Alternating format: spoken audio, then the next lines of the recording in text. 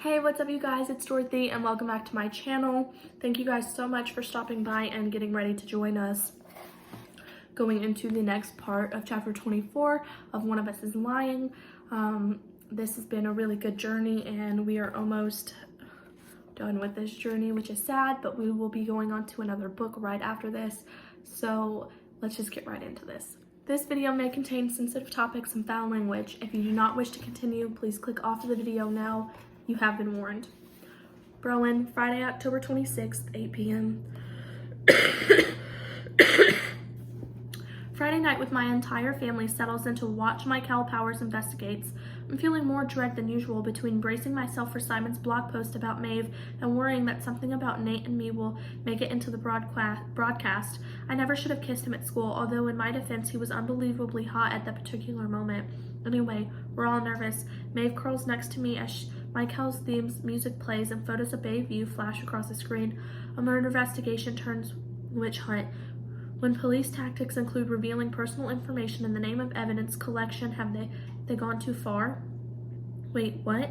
The camera zooms in on Michael and he is pissed. I sit up straighter as he stares into the camera and says, "Things in Bayview, California turned ugly this week when a closeted student involved in an investigation was outed after a round of police questioning, causing a media firestorm that should concern every American who cares about privacy rights. And then I remember Michael Powers is gay. He came out when I was in junior high, and it was a big deal because it happened after some photos of him kissing a guy circulated online. It wasn't his choice, and from the way he's covering the story now, he's still bitter because suddenly the Bayview police are the bad guys. They have no evidence, they've disrupted our lives, and they violated Cooper's constitutional rights.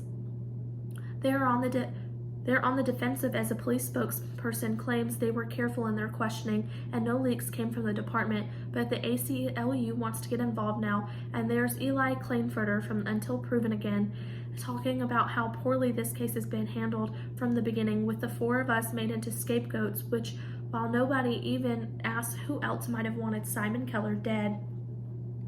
Has everybody forgotten about the teacher, he asked, leaning forward from behind an overflowing desk. He's the only person who was in that room who's being treated as a witness instead of a suspect, even though he had more opportunity than anyone. That can't be discounted.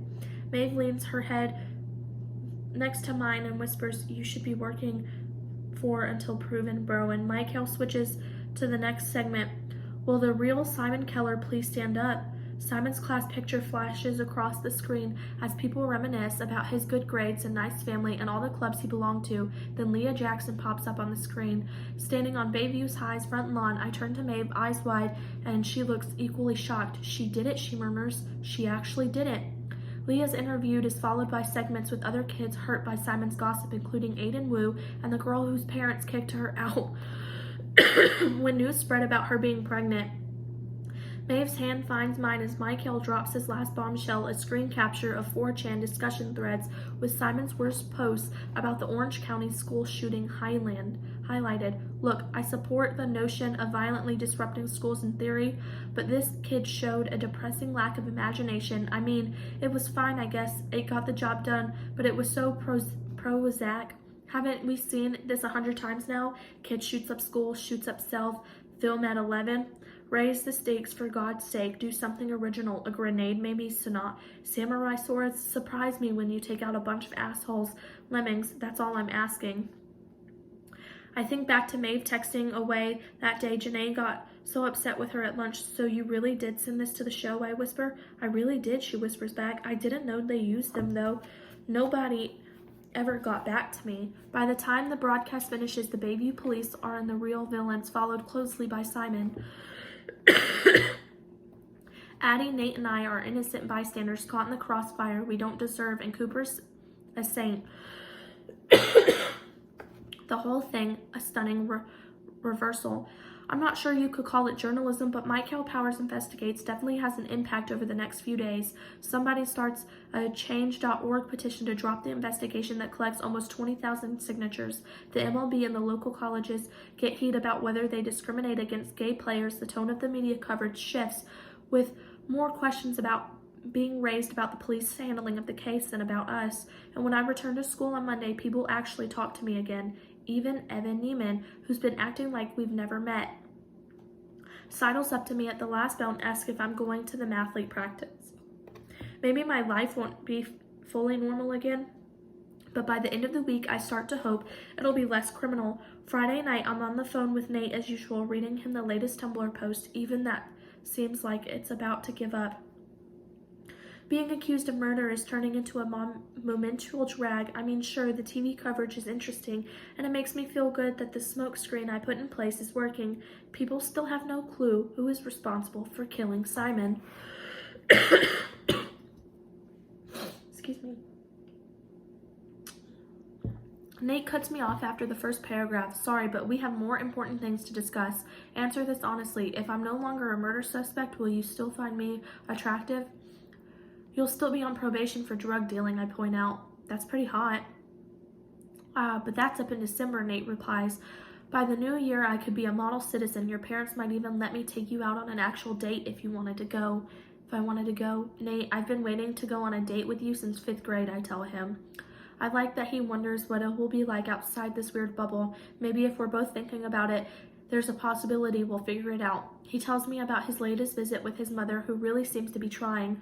We watch a movie together, his choice unfortunately, and I fall asleep to his voice criticizing the shoddy camera work.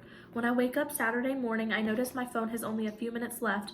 I'll have to ask him for another one, which will be phone number 4, I think. Maybe we can use our actual phones one of these days.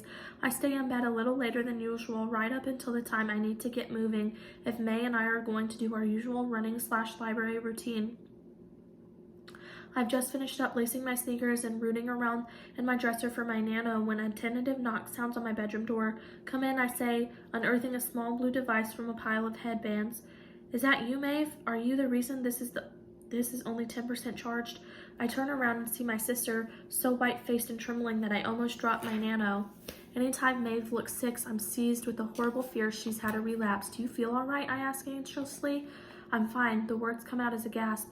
But you need to see something. Come downstairs, okay? What's going on? Just come. Maeve's voice is so brittle that my heart thumps painfully. She clutches the banister on the way downstairs. I'm about to ask if something's wrong with Mom or Dad when she leads me into the living room and points mutely at the television, where I see Nate in handcuffs being led away from his house with the words "Arrest in the Simon Keller murder case" scrolling on the bottom of the screen. That is the end of chapter 24. I will see you guys in the next chapter. Bye.